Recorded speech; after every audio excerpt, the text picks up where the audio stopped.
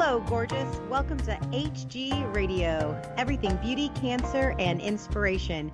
Here is your co-founder and host, Kim Becker. Hello, gorgeous, and thank you for joining us today. I'm your host, Kim Becker, and this is Hello, Gorgeous, everything beauty, cancer, and inspiration on Society Bites Radio, social interaction for the mind and soul.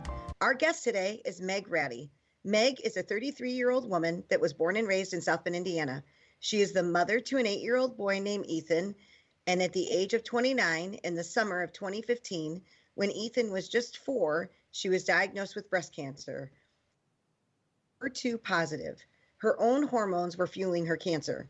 She was in complete shock with her diagnosis, and while going through a divorce at the time, she remembers looking at her mom and saying, "I thought I was going to catch a break." MEG was a barre personal trainer and in the best shape of her life. How could this be happening? MEG is part of only 5% of the women who get diagnosed with breast cancer under the age of 40. Little did cancer know that she never goes down without a fight.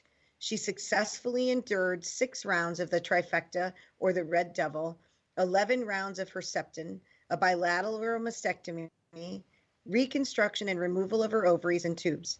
One of her implants ruptured less than 2 years after her surgery, resulting in more surgery.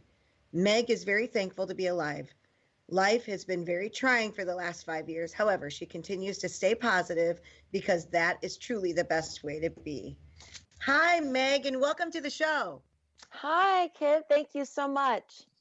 Thanks for being here. I'm so glad that you're here. So with you having such a rare form of cancer, I want to know about your diagnosis. Did you find the lump? Did a mammogram find a lump? Tell me about that process. So I did find it was about a pea-sized lump in my right breast. And at the time, I didn't really think anything of it. I thought it might have been a fibrocyst or something like that, or maybe overworking my body with all the workouts and training that I was doing at the time. So I just kind of put it in the back of my head and didn't really think anything of it. But then it started causing me pain and it got bigger. And it got about to the size of a golf ball, where it was clearly protruding out of my chest. You could clearly see it. And then my mom told me, you really need to go get that checked out. And at the time I was paying for state health insurance, but I was paying for it, but I wasn't receiving any care for what I was paying. So it was kind of screwy. So that kind of put me off in getting it looked at, sooner than later, I guess you would say. Well, and then did they, because, now mostly you don't get a mammogram until you're 40, kind of that's when insurance covers it. That's when they quote unquote allow you to get one. So once you the doctor, did they have any problems with you getting a mammogram?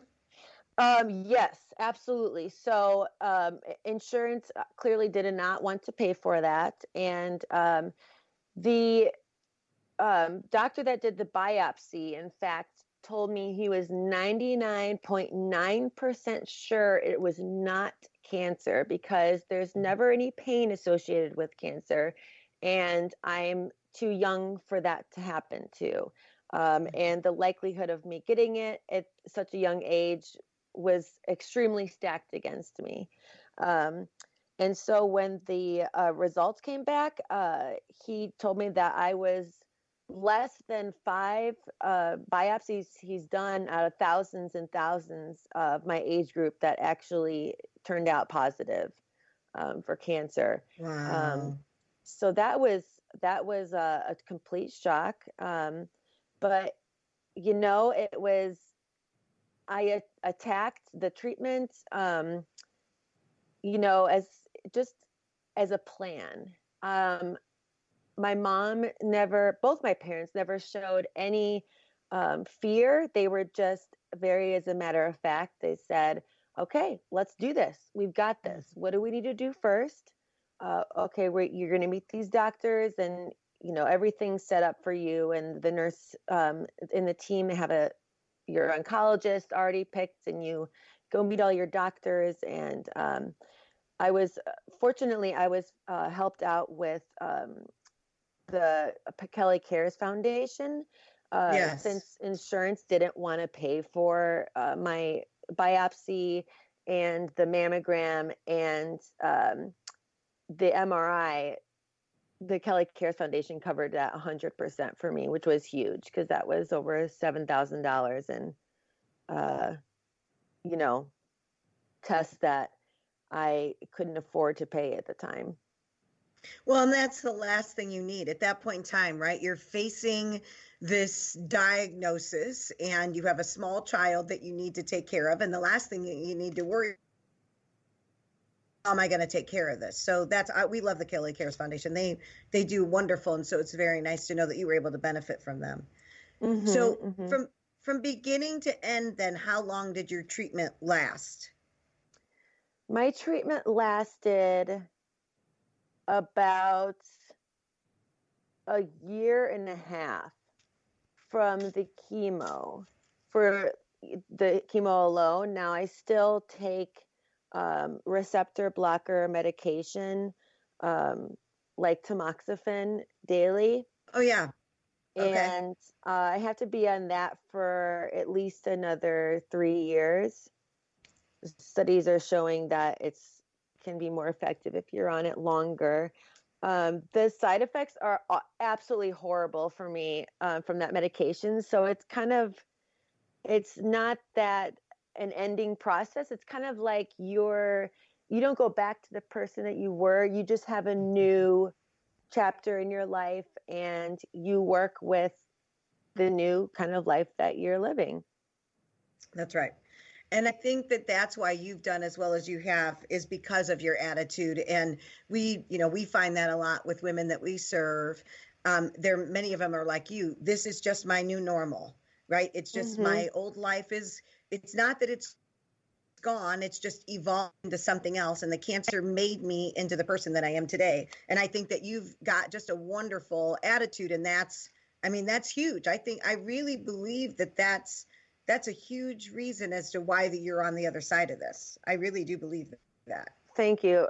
Absolutely. And some advice that I always try to give to anybody who's ever diagnosed with any form of cancer or a disease or is fighting anything they're going through, that it's so vital that you save your energy for and your strength and power specifically for fighting the disease.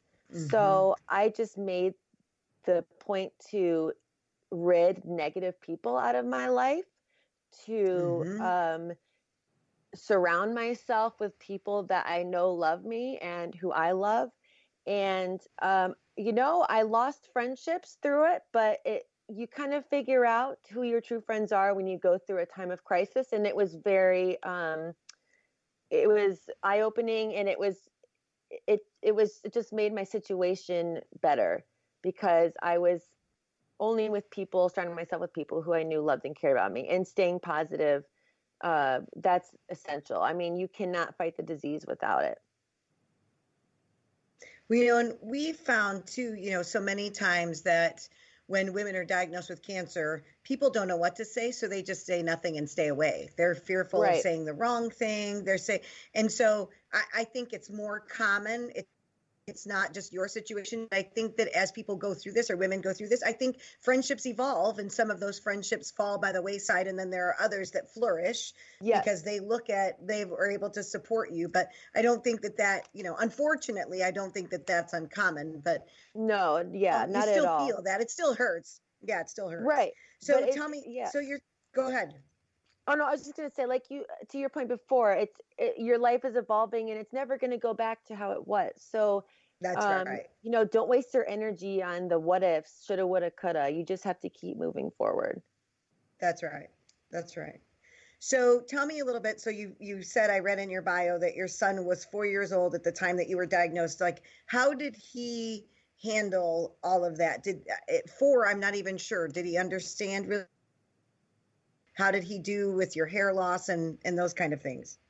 So I knew he wouldn't understand. I told him that I didn't tell him initially, like, oh, my mommy's diagnosed with cancer. I just began mentioning to him, mommy's not feeling well, she's sick, and I didn't want my hair loss to be so startling for him. So my hair was pretty Yeah. long, and I gradually cut it shorter and shorter, and so that it wasn't so startling for him. It was kind of like I knew I was going to lose my hair, so I was like, okay, well, let's just slowly cut it shorter and shorter and shorter and shorter. And then finally, one morning I woke up and my hair was all over me. It was all over him. And that was the point where I was just like, I'm done. So I had my best friend buzz my head for me while my son was at preschool one afternoon. And then I picked him up, and his response was, Mommy, your hair. And I just said, yeah, I know, honey. I just really wanted to have the same haircut as you do, because he had a buzzed head this time too. And I was like, is that okay? And he said, yeah. It's like, okay, now we can be twins. And it was just kind of seamless, Um, Good. I never showed fear to him because I didn't want him to be afraid. I wanted him to know that and feel confident that, we've got this. Nothing's going to That's right. change. Keep it as normal as possible. That's right. And a huge kudos to you, because I feel like, my son is 17. Try and teach him, sometimes there's like high school drama and stuff that goes on. And it's something that I say to my team over and over again, and I instill it to my son. And that is, if you make it a big deal, it's a big deal. Exactly. So don't make it a big deal. What you did was perfect, because you're right. It was just a seamless transition, and you related your hair shortness to something that resonated with him, which was, well, his hair was short too. So why is it not okay for mommy to have short hair? So that was brilliant. I think that was, thank you. People can learn from that, because I really, you make it a big deal, it's a big deal. But if you don't make it a big deal, then it just happens. It's just, you just transition. So I think that's great. Thank you. You were, part of our Hello Gorgeous program, and Yes. you were the recipient of over. So tell me a little bit about. Okay, so I was the recipient, and oddly enough, the day that I was surprised by Hello Gorgeous, I had just gotten a call from Ethan's preschool saying that I needed to pick him up from school because he was using curse words correctly. So I was a little stressed and upset. And, but, considering the circumstances, I wasn't mad. I was, we'll deal with this. So then when my friend was like, we got to go to this place, let's go get a cupcake, I was like, no, I'm not going to reward him for this. Are you kidding me? She's like, just this once, it's fine. And she's a behavioral analysis. So I was like, really, coming from you? But I was like, okay, whatever, it's fine. And then sure enough, and then I got surprised, and I was like, this is why we had to come here. That makes sense. And my son started crying because everybody was like, surprise, hello. And it was just, I've never felt so loved and, like cared about. It was just it was just so beautiful. And your organization, Hello Gorgeous, I mean, for once, I just felt like I didn't have to worry about, fighting cancer at the time. I could just relax and just be me. And that was okay to do that at that moment, despite the other circumstances going around. And just to feel normal almost. And I use normal in quotations because really it's all relative. There is no normal. Everybody has their own normal. But it was just, I just have so much, I'm so grateful. And I have so much love for Hello Gorgeous and how they allow women to just be in that moment and be themselves and not have to stress about what's going on in their lives. And that's one of the things that I always say too, is that the makeover, it's, yes, you get the services and the manicure and the pedicure and the facial and the outfit, are about giving you a 3-hour vacation from cancer. that you Exactly. don't have to worry about when your next chemo is, or when your next radiation is, or when, and that I'm glad that that's how you felt, because that's truly what